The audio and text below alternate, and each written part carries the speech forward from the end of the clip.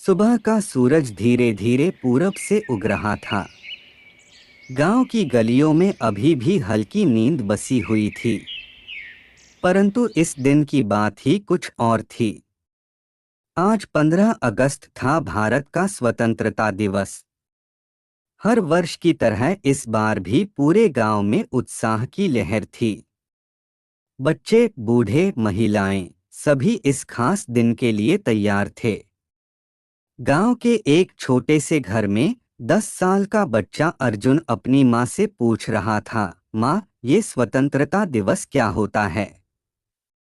क्यों हम इसे इतना खास मानते हैं? उसकी माँ सावित्री, जो खुद भी स्वतंत्रता संग्राम में भाग ले चुकी थी, ने अर्जुन को अपने पास बिठाया और कहा, बेटा, यह दिन उन सभी वीरों की याद दिलाता है जिन्होंने हमें अंग्रेजों की गुलामी से आज़ादी दिलाने के लिए अपना सब कुछ न्योछावर कर दिया। सावित्री की आंखों में गर्व और गर्व के साथ साथ एक अद्भुत चमक आ गई। उसने कहना शुरू किया, आज़ादी एक ऐसी चीज़ है जिसके लिए हमारे देश के अनगिनत लोगों ने अपने प्राणों की आहुति दी।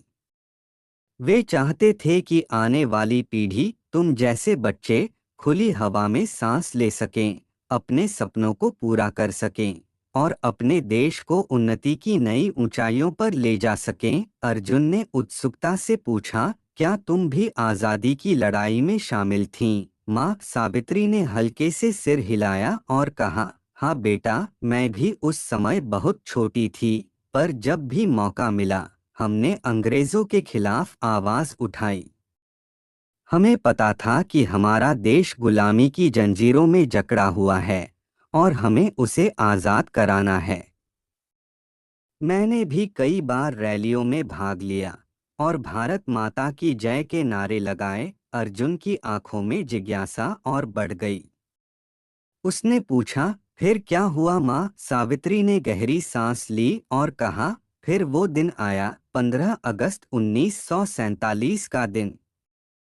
उस दिन जब मैंने पहली बार तिरंगा लहराते देखा, तब मुझे महसूस हुआ कि हमारे संघर्ष का फल हमें मिल गया है। वो खुशी, वो गर्व आज भी मेरे दिल में बसता है। अर्जुन ने कहा, माँ, मैं भी बड़ा होकर अपने देश के लिए कुछ करना चाहता हूँ। मैं भी चाहता हूँ कि लोग मुझे याद रखें, जैसे वे भगत सिंह, सुभाष चंद्र बोस और गांधी जी को याद रखते हैं। सावित्री ने अर्जुन के सिर पर प्यार से हाथ फेरा और कहा, बेटा, तुम जरूर कुछ बड़ा करोगे। पर याद रखना, देशभक्ति सिर्फ युद्ध लड़ने में नहीं, बल्कि अपने देश की उन्नति के लिए काम करने में भी है। तुम अच्छे इंसान बनो, अपनी पढ़ाई पर ध्यान दो और अपने आसपास के लोगों की मदद करो। यही सच्ची देशभक्ति है। इस बातचीत के बाद अर्जुन का मन और मजबूत हो गया।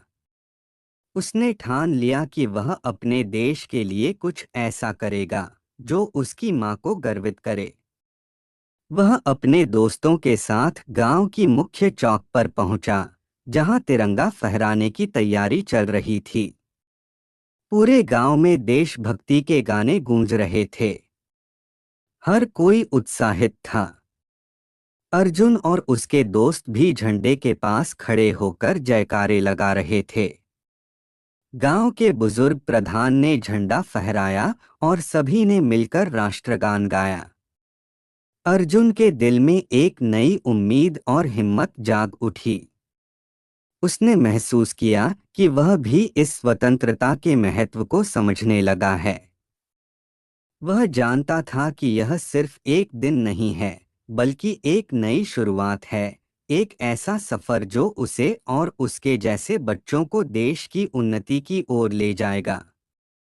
उस दिन अर्जुन ने अपने दिल में ठान लिया कि वह अपनी पढ़ाई में मेहनत करेगा और एक ऐसा इंसान बनेगा जो अपने देश के लिए कुछ कर सके। उसे पता था कि उसके छोटे छोटे प्रयास भी देश की उन्नति में योगदान देंगे। सावित्री ने अपने बेटे के चेहरे पर यह नया आत्मविश्वास देखा और मन ही मन मुस्कुराई। उसे यकीन था कि अर्जुन अपने देश के लिए एक न एक दिन जरूर कुछ बड़ा करेगा। इस तरह 15 अगस्त का वह दिन अर्जुन के जीवन में एक महत्वपूर्ण मोड़ बन गया। उसने न केवल आज़ादी के महत्व को समझा, बल्कि अपने देश के लिए कुछ करने की प्रेरणा भी पाई।